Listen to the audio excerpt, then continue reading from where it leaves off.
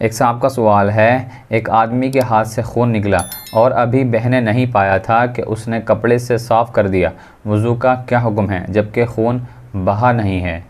ऐसी बहुत सारी चीज़ें हैं जिनकी वजह से वज़ू टूट जाता है। मिसाल के तौर पर री का खारिज होना, पेशाब पाखाने की वजह से, इसी तरह खून के निकल जाने की वजह से, मुंह भरकर क़े हो जाने की वजह से वज़ू टूट जाता है।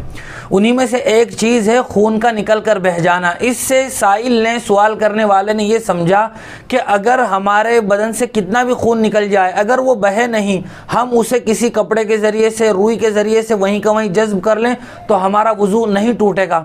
इस बात का ये मंशा नहीं है, बल्कि इस बात का कि खून निकल कर बहे, उसका मतलब ये है कि अगर हमारे बदन से इतना खून निकल जाए कि अगर हम उसे न पूंछते, किसी कपड़े और रुई वगैरह से जज्ब न करते तो वो बह जाता, तो उसी से वज़ू टूट जाता है। अब वो खून कितना भी हो, थोड़ा हो या ज़्यादा हो, निकलने के बाद अगर हम न पूंछते तो वो बह जाता, तो उससे वज़ू टूट जाता है। मज़कूरा सवाल में भी वज़ू टूट गया है।